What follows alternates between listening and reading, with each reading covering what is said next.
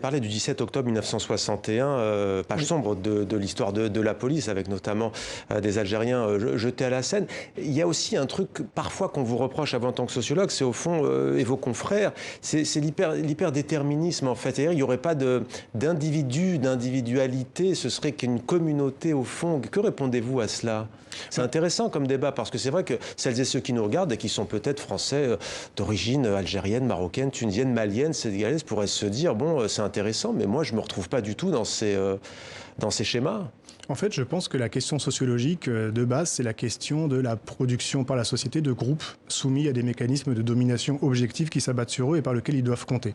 Et que, de fait, ça, c'est du déterminisme au sens propre, c'est-à-dire qu'effectivement, nous sommes déterminés par notre appartenance de classe, de race, de genre, etc., à éprouver un certain nombre de phénomènes de pouvoir, à être dominés ou non d'une certaine manière, et à devoir vivre avec. Et je pense qu'effectivement, en vérité, personne, par exemple, qui serait un Adama Traoré, qui serait un jeune garçon des quartiers populaires aujourd'hui, il est soumis au fait de se poser la question comment je m'habille quand je sors, comment je fais quand je vais à la BAC, est-ce que j'ai ma carte d'identité sur moi. Ça, Traoré le dit toujours, dans les quartiers populaires, si on n'a pas sa carte d'identité, on rentre chez soi pour la chercher pour ressortir. Moi, c'est quelque chose qui m'est évidemment jamais arrivé. Bon, ça, c'est du déterminisme social, c'est-à-dire qu'effectivement, vous êtes déterminé dans vos expériences par la situation dans laquelle vous êtes jeté.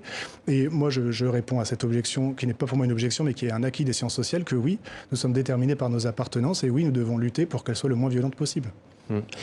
On parle d'hyperdéterminisme donc de ces jeunes-là.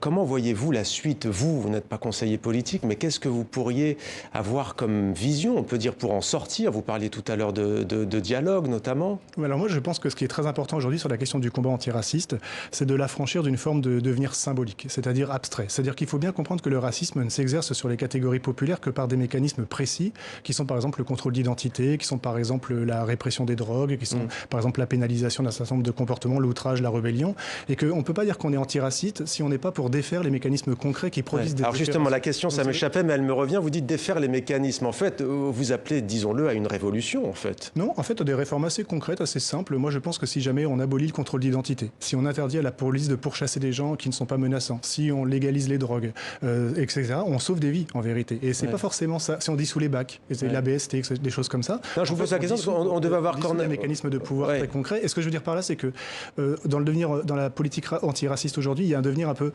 abstrait. On dit on est contre le racisme, etc. Et on veut défaire des statuts, alors ce qui est très très bien de déboulonner des statuts. Même les multinationales voilà. aujourd'hui... Mais si jamais vous n'êtes pas pour l'abolition du contrôle d'identité, vous n'êtes pas antiraciste. En fait, parce que vous n'êtes pas pour la dissolution de mécanismes de pouvoir concrets qui produisent concrètement des mécanismes de relégation. Oui, vous dites qu'il faut des mots et des actes. On devait avoir, hélas, visiblement, on ne l'aura pas, mais Cornel West, lui, justement, appelle à s'inspirer de Martin Luther King. Il prône une révolution non violente, partage démocratique des richesses, des ressources. Je voulais lui poser la question et je voulais la poser à vous.